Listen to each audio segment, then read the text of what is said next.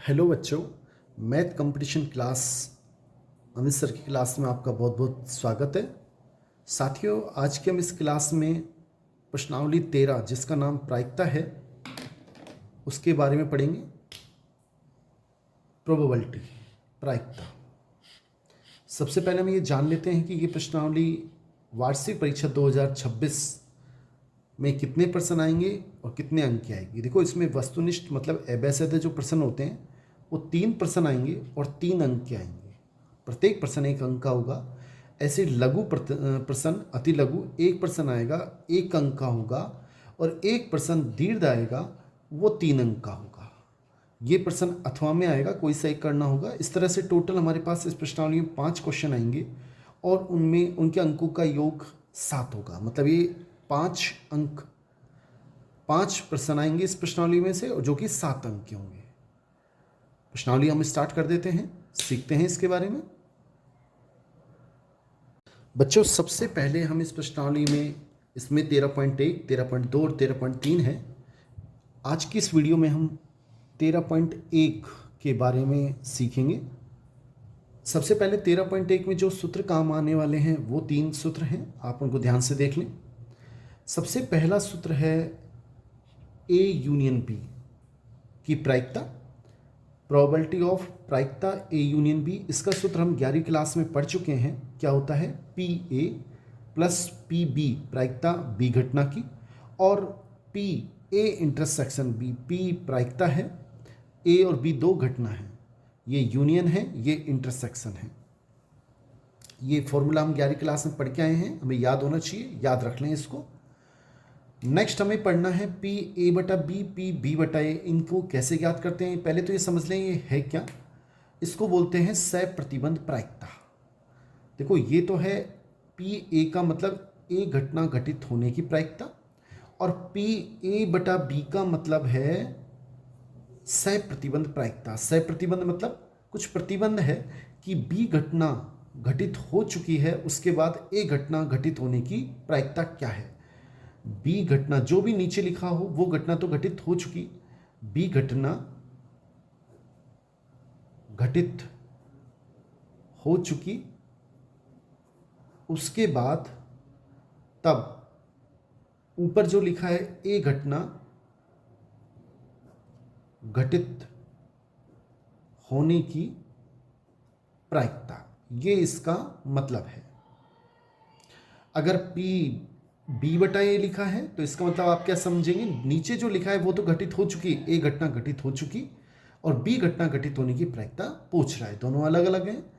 अगर P A बटा B हमें निकालना पड़े, मतलब बी घटना घटित हो चुकी, ए घटना घटित होने की प्रायिकता हमसे पूछे, तो हमें सूत्र क्या लगाना है? प्रायिकता इन दोनों का इंटरसेक्शन, ए इंटरसेक्शन बी, बिल्कुल दिमाग नहीं लगाना, जो भी ऊपर नीचे से कोई दिक्कत नहीं, दोनों का इंटरसेक्शन बटा, यहां थोड़ा सा हमें ध्यान रखना है, हर में क्या आएगा, पी जो नीचे लिखा है वो आएगा, प्रायिकता किसकी? बी की, जो घटित हो चुकी। अब बी बटा ए निकालना है तो पहले इन दोनों का इंटरसेक्शन, यानी प्रायिकता किसका? ए इंटरसेक्शन बी, और नीचे अगर ए लिखा है तो प्रायिकता ए की। ये हमारा सूत्र है। हमसे डायरेक्ट सूत्र भी पूछ सकता है। 3 क्वेश्चन इसमें एबेसिडे के रूप में आएंगे, एक क्वेश्चन लघु भी आएगा, तो पूछे जा सकते हैं। आप ध्यान से इन सूत्रों को याद कर लें, समझ लें, जिससे हमारे क्वेश्चन बहुत ही आसान हो जाए। हम इस प्रश्नावली में केवल 10 क्वेश्चनों को हल करेंगे, और उस 10 क्वेश्चन अगर आप हल कर लेते हैं तो आपको ये मानो सारी प्रश्नावली आ जाती है। हमने मोस्ट 10 प्रश्न ऐसे लिए हैं कि सब क्वेश्चन कवर हो जाएं। क्वेश्चन देखते हैं बच्चों। ये हमारा क्वेश्चन फर्स्ट है। क्वेश्चन फर्स्ट क्या है? यदि हमें दे रखा है, ये हमें दे रखा है कि पी ए का मान 7/13, पी बी का मान 9/13, और पी ए इंटरसेक्शन बी, ये भी हमें दे रखा है 4/13, और हमसे पूछ रहा है पी ए बटा बी ज्ञात कीजिए। कैसे करेंगे अभी आपको मैंने बताया। इसका मतलब होता है सह-प्रतिबंध प्रायिकता है, बी घटना घटित हो चुकी है, ए घटना घटित होने की प्रायिकता हमसे पूछ रहा है, और इसका सूत्र हमने आपको बताया कि बिल्कुल आसान है। इन दोनों का पहले इंटरसेक्शन लें और जो नीचे लिखा है उसकी प्रायिकता लिखते हैं। बड़ा सिंपल क्वेश्चन है, 1 नंबर का आ सकता है। पी ए इंटरसेक्शन बी हमें दे रखा है 4/13, ऊपर लिख दें ये वाला बटा। पी बी का मान दे रखा है 9/13, तो ये हो जाएगा 4/13, और जब ये भाग का चिन्ह है वो हम गुणा लिख देते हैं, 13 ऊपर चला जाएगा, ये उलट जाएगा, पलट जाएगा। जो भाग में लिखते हैं उसको अगर गुणा के रूप में लिखना है तो जो नीचे है वो ऊपर आ जाएगा, और जो ऊपर है वो नीचे लिख देंगे। इसको जब हल करेंगे तो 13 एकम 13 आपस में कट जाएंगे, आंसर आएगा 4/9। ये हमारा सही आंसर है। मेरे ख्याल से आपको समझ में आ गया होगा। नेक्स्ट क्वेश्चन देख लेते हैं। हमारा क्वेश्चन नंबर 2 है, और क्वेश्चन में हमसे पूछ रहा है, क्वेश्चन इस प्रकार लिए गए हैं कि आपके सारे क्वेश्चन इसमें कवर हो जाएं। आप 10 क्वेश्चन कर लो तो 13.1 लगभग खत्म है। अगर ध्यान से समझेंगे तो कोई क्वेश्चन इसके बाद करने की आवश्यकता नहीं है, कोई उदाहरण करने की आवश्यकता नहीं है। यदि पी ए का मान हमें दे रखा है, क्या क्या दे रखा है पहले आप उसको लिख दें। पी ए का मान दे रखा है 0.8, पी बी का मान भी दे रखा है 0.5, और पी बी अपॉन ए का मान दे रखा है 0.4। हमसे पूछ रहा है पहले ए इंटरसेक्शन बी की प्रायिकता a/b, और इस तरह से हमें निकालना है। कैसे करेंगे, देखो पहले हमें ये दे रखा है, इसका मान 0.4 है। इसका सूत्र वास्तव में होता क्या है, अभी आपको बताया था, इन दोनों का इंटरसेक्शन यानी कि पी ए इंटरसेक्शन बी की प्रायिकता बटा, थोड़ा बड़ा लिख दिया कोई बात नहीं, पी ए इंटरसेक्शन बी बटा पी जो नीचे लिखा है उसको लिखेंगे ए। इसका मान हमें दे रखा है 0.4। देखो ये हमें दे रखा है, ये हमें दे रखा है, ये हमें दे रखा है। इसका सूत्र होता है इन दोनों का इंटरसेक्शन और नीचे जो लिखा है उसकी प्रायिकता। पी ए इंटरसेक्शन बी हमें ज्ञात करना है, बहुत आसान है। इसके नीचे कुछ नहीं तो 1 लगा देते हैं। एक को वज्र गुणा करेंगे, जब इसको इससे गुणा करेंगे तो पी ए इंटरसेक्शन बी आ जाएगा, और इसको जब इससे गुणा करेंगे तो 0.4 को गुणा पी ए से, और पी ए का मान हमारे पास है, बड़ा आसान है। क्या है पी ए का मान 0.8।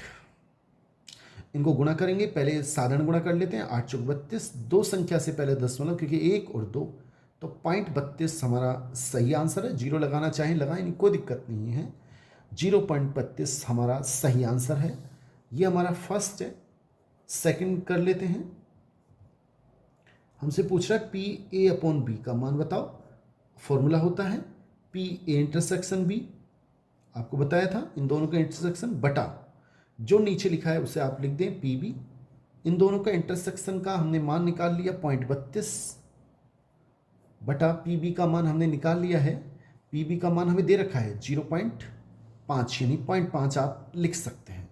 अब इसको कैसे हल करेंगे देख लेते हैं आगे। तो ये हम सोल्व कर रहे थे, तो अब इसको आगे कैसे हल करेंगे वो देख लें आप। पहले मैं इसको इससे लिख देता हूँ 32, और दशमलव लौटाएंगे तो नीचे 1 आएगा। उसके बाद 2 संख्याएं तो 2 0 गुणा, इसके नीचे क्या है 0.5, यानी 5 लिख देते हैं। जब दशमलव नीचे से हटाएंगे ऊपर 1 आएगा, इसके बाद 1 संख्या है तो 1 0 आएगी। हल कर लेते हैं। देखो 5 एकम 5, 5 दूनी 10, 32 को जब 2 से गुणा करेंगे तो 32 दूना 64 बटा 100। 2 0 का मतलब 2 संख्या से पहले दशमलव, यानी 0.64 हमारा सही आंसर है। बच्चों इसमें तीसरा हमसे निकलवा रहा है पी ए यूनियन बी। मैंने पहले ही इसको लिख दिया है, वहाँ से पलटना ना पड़े पन्ना। इसका फॉर्मूला होता है P A plus P B minus P A intersection B. P A का मान 0.8 हमें दे रखा है, 0.5 दे रखा है, ये हमने ज्ञात किया था। अब इनको हम सल करें तो 0.8 और 0.5 इसको जोड़ेंगे तो 8 और 5 13, हासिल पाई 1 और दशमलव बीच में, यानी 1.3 माइनस 0.32। इसको सरल कर लेते हैं। 1.3, इसके आगे कुछ नहीं तो 0 लगा सकते हैं, इसका मतलब 0.32। सरल कर लेते हैं। देखो ये यहाँ पर इसने एक हासिल इसको दे दी, तो यहाँ हो गए 10, 10 में से 2 गए तो 8 बचेंगे, यहाँ 2 बचेंगे, और 2 में से 3 नहीं घट सकता, इसने इससे हासिल ली तो यहाँ पे 12 हो गए, 12 में से 3 गए तो 9 हो गए, यानी कि 0.98 हमारा सही आंसर है। मेरे ख्याल से आपको बिल्कुल समझ में आ गया होगा। नेक्स्ट क्वेश्चन देख लेते हैं।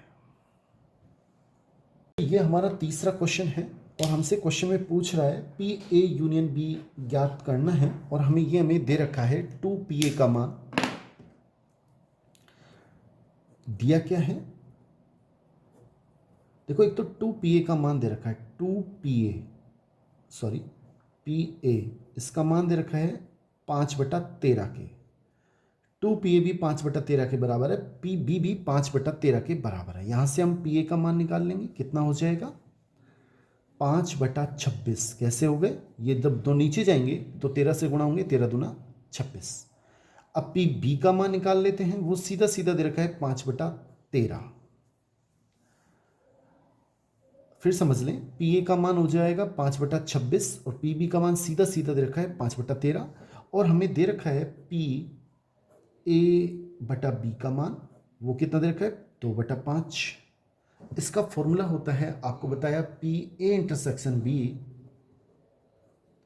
बटा पी बी 2/5। हम क्या करते हैं, यहां से पी ए इंटरसेक्शन बी का मान निकाल लेते हैं, वो क्या निकलेगा, ये पी बी इधर जाके गुणा हो जाएगा, 2/5 गुणा पी बी, यानी 2/5 गुणा पी बी का मान हमें दे रखा है, पी बी का मान है 5/13। 5 से 5 कट जाएंगे, 2/13 इस पी ए इंटरसेक्शन बी का मान आ गया। पी ए इंटरसेक्शन बी का मान कितना आ गया 2/13, क्या आ गया। लेकिन क्वेश्चन में हमसे क्या पूछ रहा है, पी ए यूनियन बी ज्ञात हमें करना है। पी ए यूनियन बी, इसका फॉर्मूला मैंने आपको बताया, P A plus P B minus P A intersection B. P A का मान कितना है वो भी हमें दे रखा है। देखो, ये पी ए का मान है 5/26 प्लस पी बी का मान 5/13, और इसका मान हमने निकाला 2/13। लघुत्तम लेंगे इसमें 26। देखो, यहां 26 पहले से है तो 5 लिख देंगे, यहां 2 से गुणा होगा तो 5 दूनी 10, ये भी 2 से गुणा होगा क्योंकि 13 है, 2 दूनी 4। इसका आंसर कितना आएगा 15 - 4। मैं केवल आंसर यहां लिख देता हूं थोड़ा सा। पी ए यूनियन बी का मान कितना आएगा, बराबर, देखो 5 और 10 15, 15 में से 4 गए तो 11, 11/26 हमारा बिल्कुल सही आंसर है। मेरे ख्याल से आपको समझ में आ गया होगा। नेक्स्ट क्वेश्चन देख लेते हैं। ये हमारा नेक्स्ट क्वेश्चन चौथा है, और कैसे करना है इसे आप समझ लें। देखो, पी ए का मान दे रखा है, पी बी का मान दे रखा है, पी ए यूनियन बी का मान दे रखा है। देखो, पी दिया क्या है हमें, पी ए यूनियन बी का मान दे रखा है, कितना दे रखा है 7/11, और वास्तव में इसका सूत्र होता है P A plus P B minus P A intersection B बराबर 7/11। पी ए का मान हमें दे रखा है 6/11 प्लस पी बी का मान भी दे रखा है 5/11 minus P A intersection B बराबर 7/11। हमें पी ए इंटरसेक्शन बी ज्ञात करना है। हम इसको इधर ले जाते हैं, प्लस का हो जाएगा, और जो ये प्लस का इसको इधर ले आते हैं, माइनस का हो जाएगा। तो ये हो जाएगा 6/11 5/11 माइनस 7/11 बराबर पी ए इंटरसेक्शन बी। यहां से अगर देखें तो पी ए इंटरसेक्शन बी का मान कितना हो जाएगा, देखो 11 एलसीएम लेंगे, 6 5 11, 11 में से 7 गए तो 4, 4/11 हमारा सही आंसर है। सेकंड क्वेश्चन, पी ए बटा बी हमें निकालना है। कैसे करेंगे, पहले इन दोनों का इंटरसेक्शन, और जो नीचे लिखा है उसको नीचे लिख देंगे। पी ए इंटरसेक्शन बी का मान कितना आएगा 4/11 भाग पी बी का मान कितना दे रखा है हमें 5/11। जब इसको हल करेंगे तो 4/11 ये गुणा में लिख देंगे, जो नीचे है वो ऊपर चला जाएगा, जो ऊपर है वो नीचे आ जाएगा, 11 से 11 कट जाएगा, 4/5 हमारा आंसर है। यानी कि सेकंड का आंसर कितना आ गया, पी ए अपॉन बी बराबर 4/5। थर्ड आंसर और करना है हमें, अभी इसको यहीं कर देते हैं, पी बी अपॉन ए। इसका फॉर्मूला क्या रहेगा, पी इन दोनों का इंटरसेक्शन बटा नीचे पी ए लिखा है तो पी ए लिखेंगे। इन दोनों का इंटरसेक्शन का मान कितना आ गया 4/11 बटा पी ए का मान 6/11। इसको सोल्व करेंगे तो 4/11 जो नीचे है वो ऊपर चला जाएगा, जो ऊपर है वो नीचे आ जाएगा। 11 से 11 कट जाएगा, 2 से और कट रहे हैं, 2 दूनी 4 और 2 तिया 6, यानी 2/3 हमारा सही आंसर है। ये थर्ड का आंसर है। नेक्स्ट क्वेश्चन देख लेते हैं बच्चों। ये हमारा 5वां क्वेश्चन है और इस प्रकार है कि PE/F ज्ञात करना है हमें। यदि एक सिक्के को 3 बार उछालने पर, पहले हम ये देख लेते हैं, एक सिक्के को जब 3 बार उछालते हैं तो कुल कितनी स्थिति होती है, कौन कौन सी होती है। देखो, एक सिक्के को जब 3 बार उछालते हैं तो कुल स्थिति कितनी होती है 8। कैसे होती है, देखो हमने पहली बार उछाला तो 2 स्थिति होती है, या तो हेड आ सकता है या टेल आ सकता है। फिर दूसरी बार उछाला तो भी 2 स्थिति हो सकती है, और तीसरी बार उछाले तो भी 2 स्थिति हो सकती है। इस तरह से टोटल की स्थिति होंगी 8। 2 दूना 4, 4 दूनी 8। ठीक है। अब हमें क्या कह रहा है इस क्वेश्चन में, यदि एक सिक्के को 3 बार उछालने पर, पहले कुल स्थिति 8 होंगी, कौन कौन सी होंगी वो भी देख लें आप। देखो, एक हो सकता है पहले हेड आ जाए, हेड आ जाए, हेड आ जाए, तीनों बार हेड आए, या हो सकता है 2 हेड आए। कैसे, हेड हेड टेल, या हेड टेल हेड, या पहले टेल आ जाए फिर हेड आ जाए फिर हेड आ जाए, या एक हेड आ सकता है। एक हेड कैसा आ सकता है, tail tail head, tail head tail, या हेड टेल टेल, या एक भी हेड नहीं आए, मतलब तीनों टेल आ जाएं। ये टोटल हमारी 8 स्थिति हैं जो कुल स्थिति हैं। अब हमें कह रखा है कि 2 घटना है ई और एफ। ई घटना में क्या आएगा, तीसरे उछाल पर चिट, तीसरे उछाल पर चिट, जैसे ये घटना है, ये ई की घटना है, तीसरी बार में चिट आ रहा है। हमें पहली और दूसरी बार से कोई मतलब नहीं है, तीसरी बार में ये ई घटना नहीं है, ये ई घटना है। तीसरी बार में चिट, चिट का मतलब होता है हेड। अब ये भी ई की घटना है, टी एच एच, तीसरी बार में हेड है। यहां भी तीसरी बार में हेड है, टी टी एच। ये तीसरी बार में हेड नहीं है, तीसरी बार में हेड नहीं है, तीसरी बार में हेड नहीं है, टेल है। इसलिए ई की कितनी अनुकूल स्थिति है, 4। ये 4 ई की 4 स्थिति हैं ई घटना घटित होने की। अब एफ घटना की देख लेते हैं। एफ क्या कह रहा है, पहली दोनों उछालों पर चिट, शुरू के 2 उछालों पर, पहली 2 उछाल, जैसे ये स्थिति है एच एच एच, शुरू में 2 बार एच आना चाहिए, तीसरी से कोई मतलब नहीं। ये वाली भी है एच एच टी। उसके बाद शुरू के 2 उछालों में लगातार हेड नहीं है, केवल 2 ही स्थिति ऐसी हैं जो कि एफ घटना को घटित होने को व्यक्त करती हैं, या एफ घटना घटित हो रही है। अब हमें तुरंत क्या करना है, ई इंटरसेक्शन एफ भी निकालना है। ई इंटरसेक्शन एफ क्या होगा, जब भी हमें ई बटा एफ निकालना होगा, 2 घटना देगा तो आप तुरंत ई बटा एफ निकालने के लिए पहले ई निकाल लें, फिर एफ निकाल लें, फिर ई इंटरसेक्शन एफ निकाल लें। ई इंटरसेक्शन एफ कैसे निकालेंगे, दोनों में वेनिश, जैसे ये घटना इसमें भी है इसमें भी है तो इसमें आ जाएगी। एच एच टी इसमें है लेकिन इसमें नहीं है, तो केवल एक ही घटना है, कॉमा लगा दिए, कोई बात नहीं, इसको बंद कर लें इस तरह से। इसमें केवल एक ही घटना आई है, कौन सी है, एच एच एच, दोनों में है, इसमें भी है और इसमें भी है, वनिष्ठ घटना है। अब हम पी ई देखते हैं कि घटना ई के घटित होने की प्रायिकता क्या होगी। देखो, अनुकूल स्थिति कितनी है, 4, 1 2 3 4, और प्रायिकता का सूत्र होता है अनुकूल स्थिति बटा कुल स्थिति। कुल स्थिति कितनी है, 8, यानी कि इसकी प्रायिकता हो गई 1/2। बात करें हम पी एफ की, तो पी एफ की क्या हो जाएगी, इसकी अनुकूल स्थिति 2 है, कुल स्थिति 8 है, तो इसकी हो जाएगी 1/4, तो उसे काट लेंगे। और अगर हम यहाँ पे निकाल दें किसकी घटना, पी ई इंटरसेक्शन एफ, इसको थोड़ा नीचे निकालना चाहिए, जगह नहीं है इसलिए मैं यहाँ निकाल रहा हूँ ऊपर। तो ई इंटरसेक्शन एफ की क्या हो जाएगी, अनुकूल स्थिति कितनी है इसकी, 1, कुल स्थिति वही 8। अब हमें क्वेश्चन में कह रहा है पी ई बटा एफ निकालना है, पी ई बटा एफ। इसका मैंने आपको सूत्र बताया कि पहले इन दोनों का इंटरसेक्शन ई इंटरसेक्शन एफ, और फिर प्रायिकता किसकी, नीचे वाले की, एफ की। ई इंटरसेक्शन एफ का मान कितना आ गया, 1/8। पी एफ का मान कितना है, 1/4। इसको अगर हल करें 1/8 इंटू 4 ऊपर चला जाएगा, 1 नीचे आ जाएगा, कट जाएगा, 4 एकम 4, 4 दूनी 8, यानी 1/2 हमारा सही आंसर है और ये हमारा आंसर है 1/2। नेक्स्ट क्वेश्चन देख लेते हैं बच्चों। ये हमारा नेक्स्ट क्वेश्चन छठा है और क्वेश्चन छठे में क्या कह रहा है, वही PE/F निकालना है प्रायिकता। F घटना घटित हो चुकी है, E की घटित होने की प्रायिकता। और क्वेश्चन इस प्रकार है, यदि 2 सिक्कों को एक बार उछाला जाता है। देखो सबसे पहले हम कुल स्थिति की बात करें, कुल स्थिति कितनी होगी, एक सिक्के पर कुल स्थिति होती है 2 सिक्के उछाल रहे हैं तो 2 × 2 यानी टोटल स्थिति होंगी 4।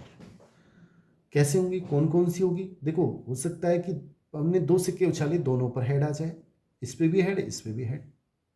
हो सकता है पहले पर हेड आए, दूसरे पे टेल, या दूसरे पे, पहले पे टेल, दूसरे पे हेड, या दोनों पर टेल आ जाए। ये 4 स्थिति टोटल हैं। अब हमसे क्वेश्चन ई क्या कह रहा है, ई घटना है वो क्या है, एक सिक्के पर टेल आ जाए। एक सिक्के पर टेल, देखो ये घटना इसमें नहीं है, दोनों पे हेड है, इसमें एक सिक्के पर टेल कि कोई सी में एक सिक्के पर टेल इसमें आ रहा है, दूसरे सिक्के पर आ रहा है, इसमें भी एक सिक्के पर टेल आ रहा है। ये घटना इसमें नहीं लेंगे क्योंकि दोनों पर टेल आ रहा है। ई घटना है एक सिक्के पर टेल आए, और एफ घटना क्या है, एक सिक्के पर चिट, चिट मीन्स हेड आए। एक सिक्के पे चिट ये नहीं लेंगे, इसमें दोनों पे चिट है, ये आ जाएगा। इसमें भी एक सिक्के पे चिट है, दूसरे वाले पे ये आ जाएगा, लेकिन ये नहीं लेंगे, इसमें दोनों सिक्कों पर चिट नहीं है, टेल है।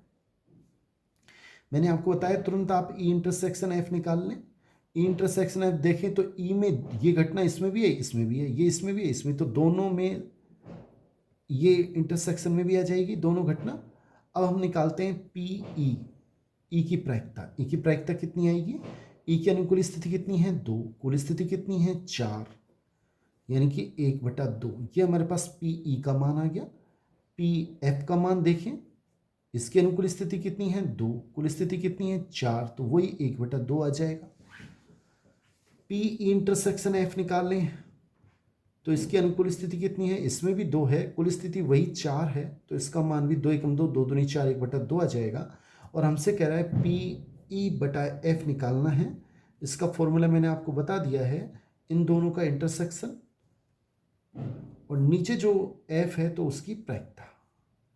इसका मान कितना है 1/2 बटा F की प्रायिकता कितनी है 1/2, और 1/2 से कट के 1 आ जाएगा, यानी ये हमारा आंसर है 1/1। सॉरी, 1 हमारा सही आंसर है। नेक्स्ट क्वेश्चन देख लेते हैं बच्चों। ये हमारा इंपॉर्टेंट क्वेश्चन नंबर 7 है और इस क्वेश्चन में क्या कह रहा है, आप पहले देखें इसे। हमसे कह रहा है PE/F निकालना है। PE/F हमें निकालना है और हमसे ये कह रहा है कि एक पारिवारिक चित्र में माता, हम इसको मदर मान लेते हैं, पिता फादर और पुत्र को सन, एस से लिख देते हैं। ये एक पारिवारिक चित्र में खड़े होते हैं। आप समझ लें कि 3 जने हैं, माता, पिता और सन। ये तीनों एक फोटो खिंचाते हैं। पारिवारिक चित्र में फोटो, फैमिली फोटो, एक फैमिली फोटो खिंचाते हैं और खड़े होते हैं। खड़े कैसे हो सकते हैं, कुल कितने तरीके हैं, देखो हम समझते हैं। पहले तो कुल स्थिति कितनी होगी खड़े होने की, कुल स्थिति, देखो बच्चों, मान लो आपको इन तीनों को खड़ा करने के लिए कहा जाए या कुर्सी पे बैठने के लिए कहा जाए, एक ही बात है। आपने 3 कुर्सी लगा रखी हैं, 1, 2 और 3, इन पे खड़ा होना है या बैठना है। तो ये कुर्सी हैं, मान लो इन पे बैठना है और फोटो खिंचानी है। तो कुल स्थिति कितनी होंगी, देखो सबसे पहले आदत होती है, छोटा बच्चा सबसे पहले आगे भगता है, तो उसके पास बैठने के कुल तरीके कितने तरीके हैं, 3 तरीके। वो चाहे तो इस कुर्सी पे बैठेगा, चाहे तो यहाँ बैठेगा, चाहे तो यहाँ बैठेगा। तो उसके पास कुल स्थिति है 3। उसके बाद मदर या फादर, माता या पिता, जिसको भी पहले बैठना हो, अधिकतर पहले माता बैठती है, लेडीज फर्स्ट, तो उसके पास 2 चांस बचेंगे। एक जगह जैसे बच्चा बैठ गया तो 2 चांस बचेंगे, तो वो 2 तरीके से बैठ सकती है। और लास्ट में जो फादर है उसको एक स्थिति, एक कुर्सी खाली मिलेगी, वो उस पर बैठ जाएगा। तो उसके पास बैठने के कुल कितने तरीके हैं? एक ही तरीका है, एक कुर्सी खाली मिलेगी, उस पर बैठना है। तो इसके कुल तरीके कितने हो गए? 3 दूनी 6 एकम 6, यानी कुल स्थिति हो गई 6। मेरे ख्याल से समझ में आ गया होगा। कैसे कैसे वो भी देख लें। वो ऐसे बैठ सकते हैं कि शुरू में यहाँ मदर, फिर फादर और फिर पुत्र सन, या ऐसे हो सकता था मदर तो एज इट इज और ये दोनों अपने स्थान बदल लें, सन और फादर। या हो सकता है कि इस कोने पे फादर बैठ जाए और यहाँ पर मदर और सन, फादर बैठ जाए, सन और मदर। या ऐसे भी हो सकता है कि कोने में इधर सन हो, फिर इधर फादर, इधर मदर, सन, फिर मदर और फादर। इस तरह से टोटल 6 स्थिति हमारे पास बनती हैं। ई घटना क्या है? ई घटना है पुत्र एक सिरे पर खड़ा है। देखो इसमें पुत्र एक सिरे पे खड़ा है, बिल्कुल सन ये रहा, या तो इधर खड़ा हो या एक सिरे पर कोने में खड़ा है, तो ये स्थिति इसमें आएगी MFS।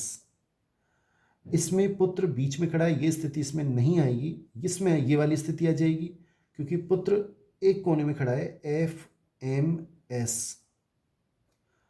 इसमें बीच में खड़ा है, नहीं आएगी, इसमें भी आ जाएगी, एक कोने में खड़ा है, SFM, और ये भी आ जाएगी SMF। 4 स्थिति बनती हैं। F है वो क्या हो जाएगा? पिता मध्य में खड़े हैं, पिता यानी फादर। देखो एक तो इसमें बीच में खड़े हैं, बिल्कुल सही है, MFS। इसमें नहीं खड़े हैं बीच में, इसमें भी बीच में नहीं है, इसमें बीच में नहीं है, एक इसमें बीच में है, SFM, और इसमें भी बीच में नहीं है। उसके बाद मैंने आपको बताया कि आप क्या करेंगे, ई इंटरसेक्शन F निकालेंगे। ई इंटरसेक्शन F का मान क्या आएगा? जो दोनों में कॉमन हो, देखो ये इसमें भी है, इसमें भी है, तो MFS आ जाएगा। SFM इसमें भी है और SFM इसमें भी है, तो ये भी इसमें आ जाएगा। ये 3 स्थिति बनती हैं। अब उसके बाद मैंने आपको बताया सबसे पहले आप ई की प्रायिकता निकालेंगे। ई की प्रायिकता कितनी आएगी? इसमें टोटल कितनी स्थितियां, अनुकूल स्थिति 1 2 3 4, और कुल कितनी स्थिति है? 6। तो इसकी प्रायिकता आएगी, 2 से काट लें, 2 दूनी 4, 2 तिया 6। एफ की बात करें तो एफ की प्रायिकता कितनी आएगी? इसमें अनुकूल स्थिति कितनी है? 2। कुल स्थिति कितनी है इसकी? 6। काटेंगे तो 1/3। ऐसे ही बात करें P intersection F, intersection F की कितनी आएगी? इसमें अनुकूल स्थिति कितनी है? 2। कुल स्थिति कितनी है? 6। काटेंगे तो 1/3। अब हमें निकालना है PE/F। उसे कैसे निकालते हैं देख लें आप बच्चों। हमें निकालना है PE/F। वो कितना आएगा? इसका फॉर्मूले मैंने आपको बता रखा है, PE इंटरसेक्शन F। ये इसके नीचे लिखना है, जगह नहीं है इसलिए थोड़ा इस पन्ने पे लिखा जा रहा है, बटा नीचे प्रायिकता किसकी? F की। ये आप इसको नीचे अगले पन्ने पे लिख दें। E इंटरसेक्शन F का मान कितना है? 1/3। PF का मान कितना है? 1/3। दोनों सेम है, आपस में कट जाएंगे तो, और कितनी बार भाग जाएगा? एक बार। यही हमारा आंसर, यानी इसका आंसर 1 है। बच्चों ये हमारा नेक्स्ट 8वां क्वेश्चन है और इस प्रकार है कि एक कक्षा में 30% विद्यार्थी गणित में, 25% अंग्रेजी में और 10% दोनों में फेल होते हैं। सबसे पहले हम बात करें कि प्रायिकता किसमें? एम में। M is maths. गणित में फेल होने की प्रायिकता कितनी है? 30%। 30% मतलब 30/100। फिर प्रायिकता किसकी? अंग्रेजी की, इंग्लिश की। इंग्लिश में फेल होने की प्रायिकता कितनी है? 25/100। और दोनों में, यानी कि दोनों का मतलब होता है मैथ्स और के लिए लगाया जाता है इंटरसेक्शन, या के लिए यूनियन। दोनों में यानी कि एम इंटरसेक्शन ई दोनों में फेल होने की प्रायिकता 10% है, यानी 10/100। तब प्रायिकता ज्ञात करो कि जब छात्र गणित में फेल होता है तो वो अंग्रेजी में भी फेल होता है यदि अंग्रेजी में फेल हो चुका है। देखो आपको मैंने बताया था जो घटना घटित हो चुकी है वो नीचे होती है, यानी इंग्लिश में वो फेल हो चुका है। और अगर इंग्लिश में फेल हो चुका है तब हमें प्रायिकता निकालनी है किसकी, छात्र गणित में फेल होता है यानी कि मैथ्स में, यह हमें ज्ञात करना है।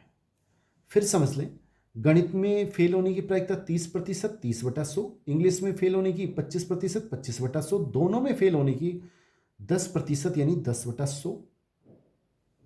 और अगर अंग्रेजी में फेल हो चुका है तब मैथ में फेल होने की प्रायिकता हमसे पूछ रहा है। बड़ा आसान है, पहले हमें इन दोनों का इंटरसेक्शन, मैथ इंटरसेक्शन इंग्लिश बटा इंग्लिश के फेल होने की प्रायिकता, इसका मान 10/100 है, भाग ई मीन्स 25/100।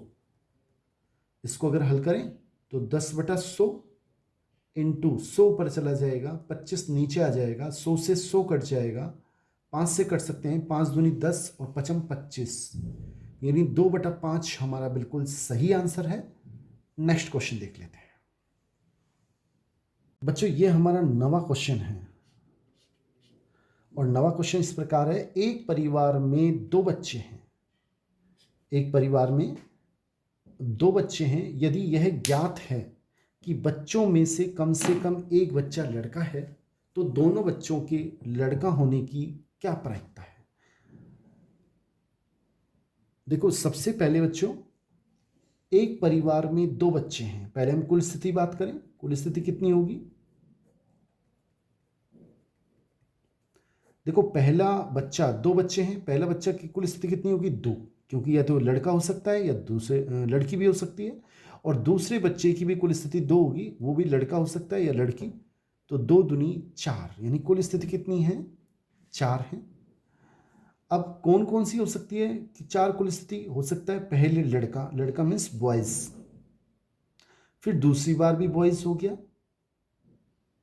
फिर हो सकता है कि पहली बार किसी के बॉयज हुआ, सेकंड टाइम में वो उसके गर्ल्स, या पहले गर्ल्स फिर बॉयज, या दोनों ही गर्ल्स गर्ल्स हैं। ये टोटल 4 स्थिति हैं एक परिवार के 2 बच्चों की, कि पहला लड़का दूसरा भी लड़का, पहला लड़का दूसरा लड़की, या पहली लड़की दूसरा लड़का, और या दोनों लड़के, इस तरह से वो पैदा हो सकते हैं या हो सकते हैं। अब क्वेश्चन क्या कह रहा है कि यदि यह ज्ञात है कि बच्चों में से कम एक बच्चा लड़का है, यह हमें पता है। देखो हम मान लेते हैं ई घटना क्या है, कम से कम एक बच्चा लड़का है, कम से कम एक बच्चा लड़का है, कम से कम एक बच्चा लड़का है, ये तो मैंने मान लिया ई घटना। और इसकी क्या होगी अनुकूल स्थिति, वो भी देख लेते हैं हाथों हाथ। कम से कम एक बच्चा लड़का होना चाहिए, देखो ये इसमें दोनों लड़के हैं, बिल्कुल ये स्थिति इसमें आएगी, क्यों आएगी, कम से कम एक बच्चा लड़का, यानी एक तो होना ही चाहिए लड़का, ज़्यादा भी हो सकते हैं, दोनों लड़के हैं कोई बात नहीं, ये स्थिति इसके अंदर है। इसमें भी इसमें ये स्थिति आएगी कि उसमें एक बच्चा लड़का है, ये भी स्थिति आएगी इसमें एक बच्चा लड़का है, ये नहीं आएगी, इसमें दोनों कोई लड़का नहीं है, एक भी बच्चा है तो वो स्थिति ई में आ जाएगी, कम से कम एक बच्चा लड़का होना चाहिए। तो दोनों बच्चों के लड़का होने की एफ जो घटना है वो क्या है, दोनों बच्चे लड़के हों। और इसके क्या स्थिति होगी भाई, इसमें से टोटल स्थिति में से देखते हैं, दोनों बच्चे लड़के हों, केवल एक स्थिति होगी बॉयज और बॉयज, ये नहीं होगी, इसमें एक लड़की है, इसमें एक लड़की है, इसमें दोनों लड़की हैं। अब हम ई इंटरसेक्शन एफ निकाल लेते हैं, आपको मैंने बता रखा है। देखो इसमें बी और बी इसमें भी है, इसमें भी है, तो एक ही स्थिति आ जाएगी, दोनों में है जो। अब क्वेश्चन से क्या पूछना चाह रहा है वो हम ध्यान से देख लें, हमसे पूछना क्या चाह रहा है, और साथ में हम ये भी निकाल लें कि एक तो निकाल लें पी ई की प्रायिकता, अनुकूल की स्थिति कितनी है इसकी, 1 2 3, और कुल स्थिति कितनी है इसकी, 4। पी एफ निकाल लें, इसकी अनुकूल स्थिति कितनी है, एफ की 1, कुल स्थिति 4, और पी ई इंटरसेक्शन एफ भी निकाल लें, इसकी अनुकूल स्थिति कितनी है, 1 और कुल स्थिति 4। क्वेश्चन क्या पूछना चाह रहा है समझे, देखो हमसे पूछना चाह रहा है कि यदि यह ज्ञात है, एक परिवार में 2 बच्चे हैं, यदि यह ज्ञात है मतलब घटित हो चुका कि बच्चों में कम से कम एक बच्चा लड़का है, तो दोनों बच्चों के लड़का होने की प्रायिकता क्या है, क्या प्रायिकता है।